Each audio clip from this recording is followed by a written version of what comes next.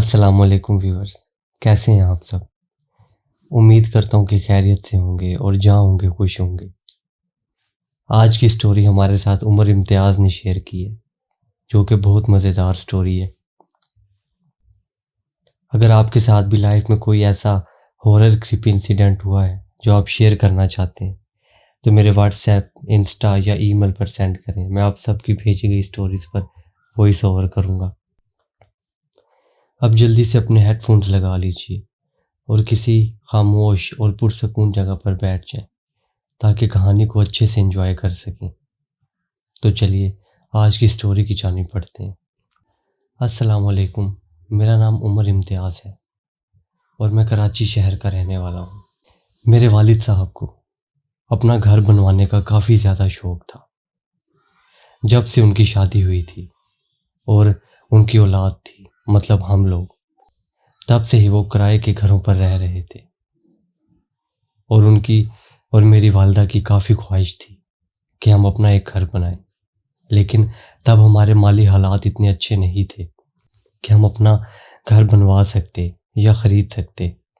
لیکن جب میری ایج تقریباً 18 سال ہو چکی تھی، تب ان کے اتنی سیونگز ہو چکی تھیں کہ انہوں نے کراچی کی ایک سوسائٹی میں ایک پلاٹ خرید کر رکھ لیا تھا تاکہ اور کچھ ہونا ہو، ہمارا ایک پلاٹ تو وہاں پر ہو، اور پھر کبھی ہمارے پاس پیسے آئیں تو ہم اس کے اوپر کنسٹرکشن کا کام شروع کروا سکتے ہیں۔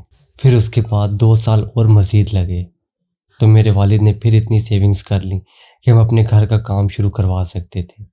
میری ایج بھی تب 20 سال ہو چکی تھی۔ میں اپنے کالج کے ایگزام سے فارغ ہو چکا تھا اور میرے پاس 2 مہینے بالکل فری ٹائم تھا۔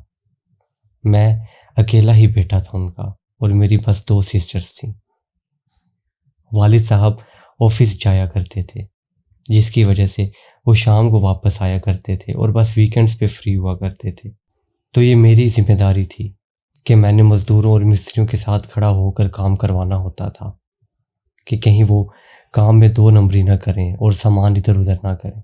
اکثر میرا کزن بھی آ جایا کرتا تھا، وہ بھی کراچی کا ہی رہنے والا تھا، تو مجھے تھوڑی کمپنی مل جایا کرتی تھی۔ میرے اس کزن کا نام حارث تھا۔ پھر ہم دونوں وہاں پر انجوائے بھی کر لیا کرتے تھے اور دن کا پتہ نہیں چلتا تھا کہ کیسے گزر گیا، اور ویکنڈز پہ میرے والد بھی وہاں آ جایا کرتے تھے۔ اب ہمارے گھر کا سب سٹرکچر تیار ہو چکا تھا، مطلب اینٹوں کا تمام کام کمپلیٹ ہو چکا تھا، اور اب اس کے بعد پلستر، ٹائلز وغیرہ اور یہ سب کام ہونا تھا، اور باقی بھی چھوٹے موٹے کام۔ اسی لیے میرے والد سب سامان لے کر دے جایا کرتے تھے جو کہ دن بھر میں یوز ہونا ہوتا تھا، اور اس کے بعد ہم ادھر کھڑے ہو کر کام کروایا کرتے تھے۔ اب اگلے دن میرے والد صاحب پلستر کے لیے سیمنٹ، دروازے کی چوکاٹیں اور اس طرح کا سارا سامان لے کر گھر میں رکھوا گئے۔ ہم نے مین گیٹ بھی لگوا دیا تھا تاکہ ہمارا سارا سامان اندر سیف رہے، اور ابو تقریباً ایک ساتھ ہی 5 سے 6 لاکھ کا سامان لے آئے تھے۔ اب وہ سارا سامان اسی گھر کے اندر پڑا ہوا تھا، اسی لیے ہمیں سونا بھی اب اسی گھر میں پڑتا تھا۔ چھت کی سیڑھیاں تو نکل چکی تھیں، تو ہم چھت کے اوپر ہی چارپائیاں بچھا کر سو جایا کرتے تھے۔ رات کو میرے والد بھی وہاں آ جایا کرتے، حالانکہ جو ہمارا گھر پیچھے تھا جہاں پر میری فیملی رہ رہی تھی، وہاں پر بھی کوئی مرد نہیں تھا، اسی لیے ابو کو کبھی کبھی جانا بھی پڑ جاتا تھا، تو میں اپنے کزن کو بلوا لیا کرتا تھا۔ اب اسی طرح کی ایک روز کی بات ہے کہ میرے والد گھر تھے فیملی کے پاس، میرا کزن اور میں، ہم دونوں چھت پر لیٹے ہوئے تھے اور آپس میں باتیں کر رہے تھے کہ اچانک سے ہمیں ایسا محسوس ہوا کہ جیسے نیچے سے ہمیں کسی نے آواز دی ہے، لیکن اس گھر میں ہمارے علاوہ کوئی بھی نہیں تھا، اور وہ رات کے تقریباً 12:30 بجے کا ٹائم تھا۔ وہ گرمیوں کے دن تھے اور چھوٹی سی بھی آواز سنائی دے رہی تھی کیونکہ اس گھر میں کوئی بھی نہیں تھا۔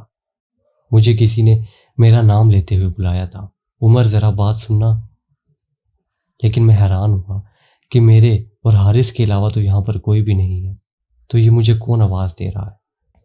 حارث کو بھی حیرانی ہوئی، لیکن پھر ہم نے سوچا ہو سکتا ہے کہ ابو کسی کام سے نیچے آئے ہوں تو وہ ہمیں آواز دے رہے ہوں، اور دروازے کی آواز ہم تک اوپر آ نہ رہی ہو۔ تو میں کافی زیادہ تھک چکا تھا، اسی لیے میں نے حارث کو کہا کہ وہ نیچے جا کر چیک کر لے۔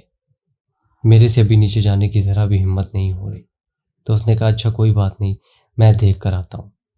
تو حارث یہ کہہ کر اپنی موبائل کی ٹارچ آن کر کے نیچے چلا گیا۔ اب اسے گئے ہوئے کافی زیادہ دیر ہو چکی تھی۔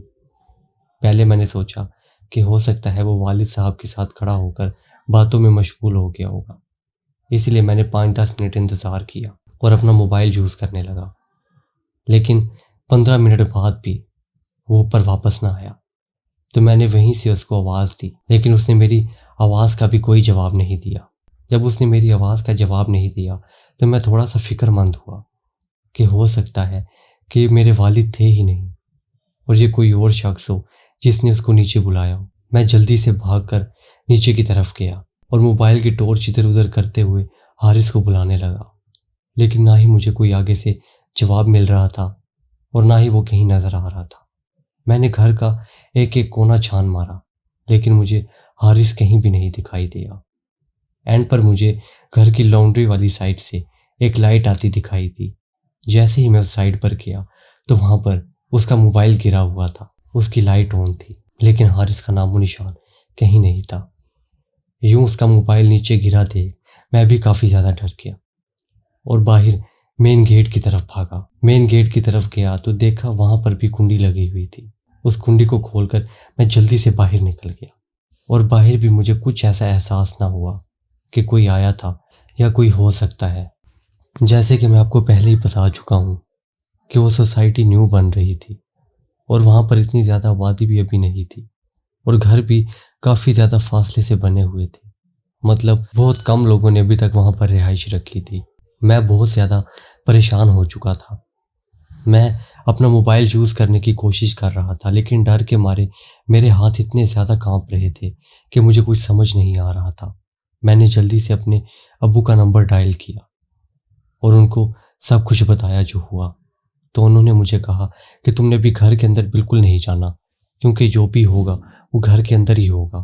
تب تک میں 3-4 بندوں کو لے کر اپنے ساتھ اسی طرف آتا ہوں، بس تم نے باہر ہی کھڑے رہنا ہے اور اگر کچھ بھی ایسا ہونے لگے تو تم نے شور مچا دینا ہے اور آس پاس کے کسی بھی گھر کی طرف چلے جانا تاکہ تمہیں مدد مل سکے، لیکن ابھی تم نے وہاں سے نہیں ہلنا کیونکہ تمہارا کزن بھی اندر ہی ہے اور وہ اس کے ساتھ کچھ بھی کر سکتے ہیں، جو بھی ہوگا وہ اندر ہی موجود ہوگا۔ میں باہر کھڑا اسی نروسنس کے ساتھ بس اندر کی طرف دیکھ رہا تھا اور اللہ سے دعا کر رہا تھا کہ جلدی سے میرے ابو یہاں پہنچ جائیں۔ ابھی میں وہاں کھڑا ہی تھا کہ مجھے گھر کے اندر سے کافی زیادہ بھیانک چیخوں کی آوازیں آنے لگیں اور وہ چیخیں ایسی تھیں کہ جیسے میرا کزن چیخ رہا ہو اور وہ چیخیں کافی زیادہ درد بھری تھیں۔ یہ آوازیں سن کر مجھے اپنی جان کی بھی فکر نہ رہی اور میں جلدی سے ٹارچ آن کر کے گھر کے اندر گھس گیا شور مچاتا ہوا، کیونکہ مجھے اپنے کزن کی جان بچانی تھی اور میں یوں اس کو مرتا ہوا اندر نہیں چھوڑ سکتا تھا۔ لیکن جیسے ہی میں گھر کے اندر انٹر ہوا تو وہ ساری آوازیں دوبارہ سے رک گئیں۔ اب میں ٹھان چکا تھا کہ اپنے ابو کے آنے تک میں خود ہی گھر کے اندر سے ساری تلاشی لوں گا اور دیکھوں گا کہ آخر وہ لوگ ہیں کدھر کہ جو نظر ہی نہیں آ رہے۔ میں نے پورے گھر کو چھان مارا، ایک ایک کونا دیکھ ڈالا، لیکن مجھے اپنے کزن یا کسی اور شخص کی موجودگی کا کوئی احساس نہ ہوا۔ لیکن اب مجھے غور سے دیکھنے پر پتہ چلا کہ جہاں پر میرے کزن کا موبائل گرا ہوا تھا وہیں پر ہمارے گھر کے سیوریج سسٹم کا سارا پائپ کنیکشن تھا۔ اب میرے غور سے دیکھنے پر مجھے نظر آیا کہ وہاں ڈھکن کے قریب کافی زیادہ خون لگا ہوا تھا۔ جیسے ہی میں نے اس گٹر کے ڈھکن کو اٹھایا، بے شک وہ سسٹم ابھی چلایا نہیں گیا تھا، جسٹ پائپ وغیرہ کا کنیکشن ہی ہوا تھا، اسی لیے ڈھکن اٹھاتے ہی جو نظارہ میں نے دیکھا وہ دیکھتے ہی میری آنکھیں پھٹی کی پھٹی رہ گئیں۔ وہ پورا گٹر خون سے بھرا ہوا تھا اور اس کے اندر ایسا محسوس ہو رہا تھا کہ جیسے باڈی کے پارٹس بھی ہیں، جیسے ہاتھ، کان وغیرہ۔ یہ دیکھنے کے بعد میں وہاں پر بے ہوش ہو گیا۔ آنکھیں کھلی تو میرے ابو میرے اوپر کھڑے ہوئے تھے اور وہ بھی رو رہے تھے۔ انہوں نے مجھ سے پوچھا کہ تمہیں تو کوئی نقصان نہیں نہ پہنچایا انہوں نے؟ تو میں نے پوچھا کس کی بات کر رہے ہیں آپ؟ انہوں نے کہا کہ تمہاری کزن کی باڈی باہر سے ملی ہے، اس کے کافی جسم کے پارٹس غائب ہیں ساتھ سے۔ اور باقی باڈی باہر پلاٹ کی طرف ملی ہے۔ یہ سننے کے بعد میں ان کے اوپر چیخنے لگا اور کہنے لگا کہ آپ کیسے کہہ سکتے ہیں یہ، اس گھر کے اندر تو کوئی بھی نہیں آیا، میں نے خود ساری جگہ کو چھان مارا ہے، میں نے خود سب کچھ دیکھا ہے، تو آپ یہ کیسے کہہ سکتے ہیں؟ تو وہ مجھے چپ کرواتے ہوئے کہنے لگے کہ بیٹا حوصلہ کرو، اس کو جو لوگ بھی آئے تھے انہوں نے بڑے بے رحمی سے مارا ہے، لیکن وہاں پر کسی انسان کی موجودگی کا کچھ پتہ نہیں چلا تھا ابھی تک۔ میں جانتا تھا کہ یہ کسی انسان کا کام نہیں ہے، بلکہ یہ کسی ایسی غیبی مخلوق کا کام ہے جن کو جنات کہتے ہیں، اور جنات میں بھی کوئی ایسی قسم جو کہ انسانوں کو اتنے بے دردی سے مار دیتی ہے۔ وہ گھر اب بند تو رہا تھا، لیکن اب میرا وہاں ذرا بھی رہنے کا یا شفٹ ہونے کا موڈ نہیں تھا۔ آج تک مجھے اپنا کزن اتنا یاد آتا ہے کہ میں آپ لوگوں کو بتا نہیں سکتا۔ 2 سال تک کیس بھی چلا، لیکن اس کیس میں کوئی ایک بھی ایسا ایویڈنس نہیں ملا کہ جس سے خالی یہی پتہ چل سکے کہ آخر اس کو وہ مارا کس چیز سے گیا ہے۔ فورینسک رپورٹس میں بھی کچھ سامنے نہیں آیا۔ یہ بات کافی حیران کن ہے۔ اس کے جسم کے پارٹس کو کیسے کاٹا گیا اور اس کی موت کس طریقے ہوئی، یہ بھی فورینسک رپورٹ میں سامنے نہیں آیا، جو کہ ہمیں اور زیادہ الجھن میں ڈال دیتا ہے کہ آخر اس دن میرے کزن کے ساتھ کیا ہوا تھا۔ بے شک اب ہم اس گھر میں شفٹ ہو چکے ہیں، لیکن میں آج بھی گھر کے اس حصے میں نہیں جاتا، اور مجھے ہر ٹائم ڈر لگا رہتا ہے کہ کل کو کسی اور کے ساتھ بھی اس گھر میں کچھ ایسا ہو سکتا ہے۔ میں بس اب اتنا کمانا چاہتا ہوں کہ اپنی فیملی کو لے کر اس گھر سے کہیں اور شفٹ ہو جاؤں۔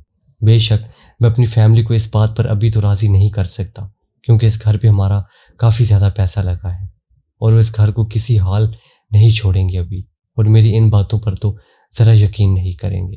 وہ ابھی بھی یہی سمجھتے ہیں کہ وہ کسی چور ڈاکو کا کام تھا، لیکن میں ان سے یہ پوچھنا چاہتا ہوں آج بھی، اور اس چیز کا جواب مانگتا ہوں کہ اگر وہ کوئی چور ڈاکو تھا تو گھر کا سامان کیوں نہیں غائب، اور میرے کزن کو اتنے برے طریقے سے ہی کیوں مارا گیا؟ لیکن ان کے پاس یا کسی کے پاس بھی اس بات کا کوئی جواب نہیں ہوتا۔ اللہ ہمیں ایسی مخلوقوں سے ہمیشہ بچائے، کیونکہ یہ ہر ٹائم ہمارے ساتھ ہوتی ہیں، اور کس کا کیا ارادہ ہے ہم نہیں جان سکتے۔ سو اللہ ہی سب کو اپنی امان میں رکھے، آمین۔ تو دوستو یہ تھی آج کی سٹوری، کیسی لگی آپ سب کو؟ کومنٹ سیکشن میں ضرور بتائیے گا، اور اپنے ساتھ ہوئے واقعات بھی ضرور شیئر کیجیے گا۔ سٹوری پسند آئی ہے تو ویڈیو کو تھمس اپ دیں۔ ملتے ہیں نیکسٹ ویڈیو میں نیکسٹ سٹوری کے ساتھ، تب تک کے لیے اللہ حافظ، ٹیک کیئر۔